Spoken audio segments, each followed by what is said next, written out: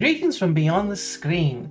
Today we're going to be going a little loose, which isn't a problem. I am quite tight. We'll be talking about Nikki Haley's son, Nalin Haley. And my oh my, I'd certainly take him away from his mother, but for much more inappropriate purposes, and rather parental ones. But to get back on track, we need to talk about the fact that he made his TV debut on Fox, and he also appeared on Tucker Carlson's podcast. And one thing that immediately stands out from his appearances on both media platforms, so to speak, is the fact that his views are much, much more different than his mother's. He doesn't even seem to have any love for Israel, which is very surprising. You'd assume the son of a woman that says Israel doesn't need America, America needs Israel, would be singing the same delusional cuckoo song that she does. But he seems to actually have a pair of balls on him and actually has a sense of loyalty to his country. He doesn't seem to be in any way whatsoever femininely compromised, which certainly adds to his appeal, to me at least. Now, to look at his appearance on Fox, what he talks about is the current economic reality facing young men in America, and I might as well just say all over the world, whereby you can follow all of the so-called guaranteed paths to employment and then just find yourself with a degree in debt, no job, and even if you do, it's either going to be a temporary job or one whereby you're not actually doing what you studied for. And there is actually no possibility of you working your way up into the field that you want to be or into a position that actually feels rewarding. But that's just an unfortunate reality that most of our parents won't ever be able to grasp, because I can tell you, I was unemployed for, what was it? About maybe 3-4 years. All I had was part-time work, and every single time I did bring an income in, all my mother had to say to me was, that's not a real job. Or the best, I really love this one. All you're going to achieve in life is sitting on the couch. You can tell that me and my mother have an amazing relationship. But to move on from my personal peculiarities, we need to go back to the topic at hand. Nalin Haley, and as we said before, he was talking about the reality that most young men go through nowadays. I will play the clip after I say this portion, so that you can see that no way am I paraphrasing. He really does say this. He very much believes that we should get rid of foreign workers, foreign visas, HB1 gone completely, which is right. And the funny thing is this, is that the Fox presenter, I don't know who she is, she looks like a dime a dozen female to me, says she's surprised by his position because he happens to have an Indian background.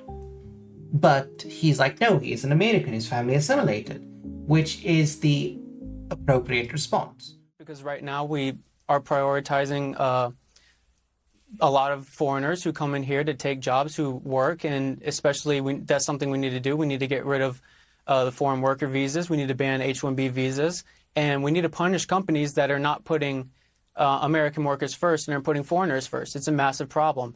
And so anything to put more money in Americans' pockets and put American workers first, lower the cost of housing, I think we should absolutely do it. A lot of people are surprised at your position on H-1B visas because you're Indian American, and H-1B visas a lot of them go to Indian Americans. Right. Well, I mean, they shouldn't be, because I've seen how it's affected my friends and those around me. At the end of the day, my loyalty is to America. I don't have any, and that's part of assimilation. What we saw with Obama is that we had a lot of immigrants coming here, and the thought was, oh, you don't need to change. You don't need to have your loyalty to America. You could be who you are. No, you need to assimilate, and you need to act like an American and support American values and support American workers and American people. So yeah, we should absolutely ban it. Once you immigrate to another country, any of your past loyalties must completely vanish. You are no longer loyal to that country. You have forsaken your duty to them, and now you are pledging yourself to another. You will kowtow, you will grovel to this new nation that you belong to. Anything less might as well deem you a traitor at that point. And here's an interesting tidbit. Nalin and I happen to have that in common, the fact that we have some Indian heritage in us. Thankfully, my less than desirable traits happen to be overwhelmed by the German in me. But does it really matter all that much if my great-great-grandfather happened to be persuaded by a brown woman? Who knows? Hopefully he was a Nazi. It would make all of this much better. But moving on, we then have to look at his appearance on Tucker Carlson, whereby, for example, yet again he seems to be consistent on his opinions of loyalty to your nation, whereby he says that he wants for naturalized citizens not to be able to hold office, for there no longer to be the allowance for dual citizenship in America. He wants to limit the admission for foreign students to United States universities. Naturalized citizens should not be able to hold public office.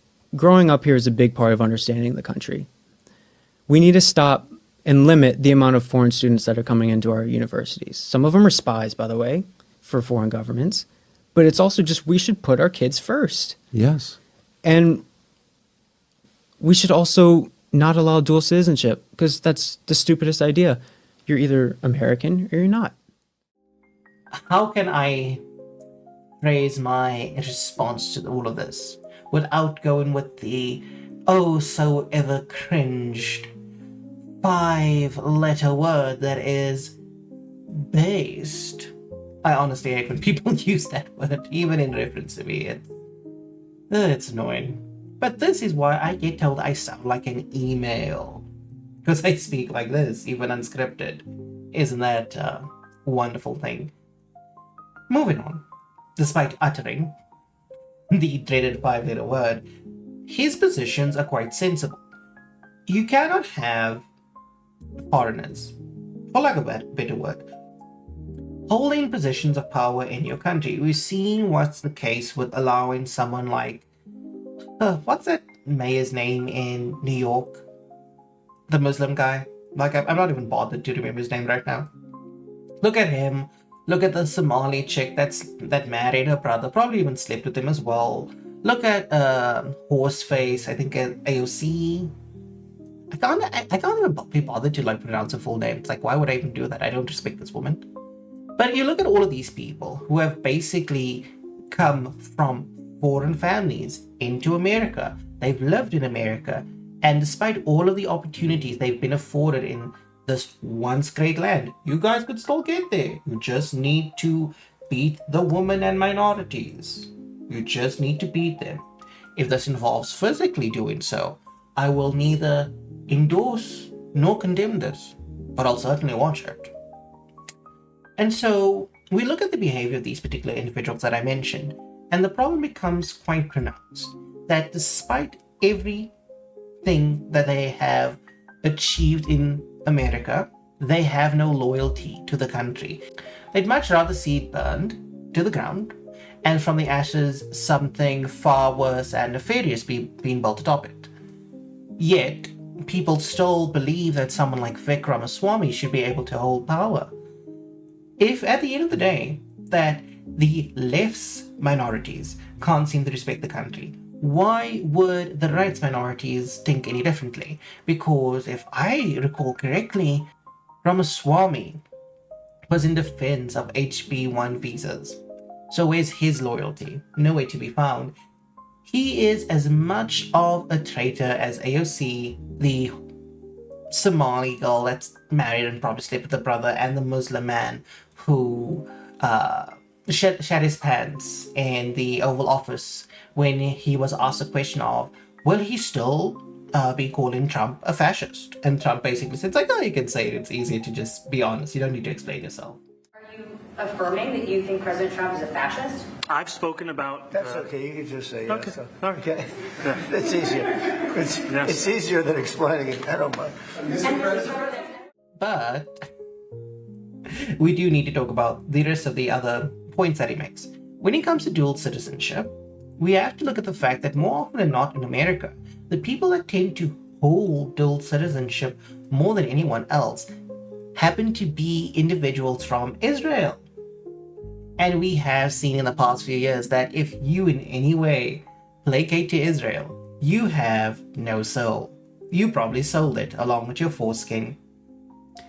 And when you are able to basically cripple the existence of dual citizenship in your country, you're going to have much more nationalistic tendencies rising up, because you're actually going to have people that want to be in the nation there, that care for the nation.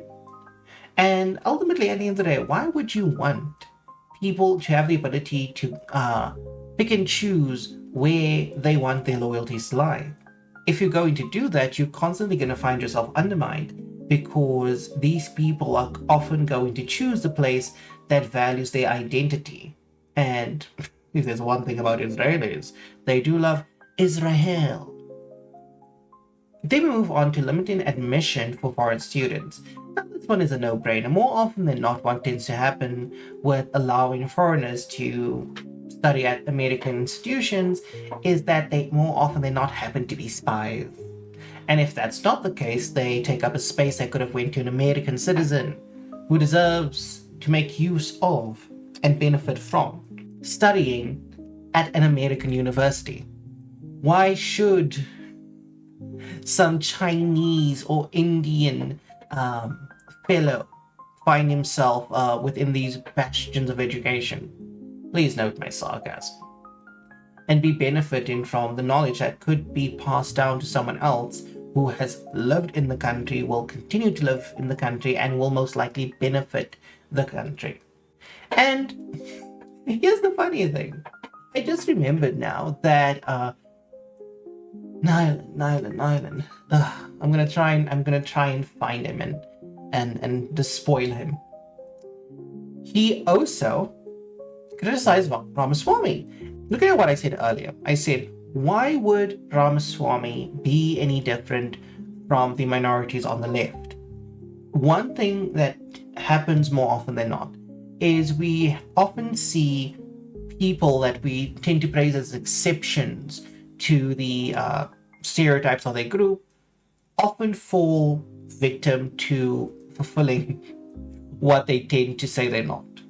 It happens more often than we'd like, and there are those rare few that happen to remain exceptional, but we're not here to talk about that. As I mentioned, Ramaswamy defended HB1 visas, and it seems that Nalin did criticize him on another issue. So Ramaswamy had simply said that America is an idea, and here's the problem with this. A nation is not an idea. A nation is its people, it is its culture, it is the philosophy behind which it has built itself. And when you look at a place like America, the founding philosophy is one of, if you are willing to make your way here, then you are more than likely willing to build a life for yourself here. And in building that life, you will come to live as every other American does. And so when you look at America as an idea, instead of a place, instead of a nation, instead of a home, you are more likely than not going to sell out the nation and its people to benefit you. And this is what, unfortunately, we see Trump doing, Musk doing, and many others, because they don't view America as the kind of bastion that it's meant to be to them. And does that mean the H-1B visa thing will not be a big priority for your administration? Because if you want to raise wages for American workers, you can't flood the country with tens of thousands or hundreds of thousands of foreign workers. You also do have to bring in talent. When we have plenty of talented people no, you here. Don't. No, you don't. We don't have talented people here? No, you don't have. You don't have certain talents, and people have to learn. It is not a home for them. It is not a nation for them. It is simply an economic zone. And that's where the problem comes about. And so when you see individuals like Nalin, who by all means should be acting like Ramaswamy and many others, he becomes the exception to the rule. And with that, he distinguishes himself as being much better than them, despite the fact he hasn't done much. He made his debut a few days ago, at the time of recording this, and in the short time he's managed to distinguish himself. And if he's able to do that, given enough time and perhaps the opportunity, he could do much more than them. But the point stands is, you need to be much more critical of the people that you support, because more often than not, they might seem to say the right thing, they might seem to do the right thing, but at the end of their efforts, you need to review it quite critically and ask yourself, did this achieve what they were supposed to have done? Which is to make my life as an American citizen much better than what it once was. Thanks for watching, and just remember, I may put a spell on you.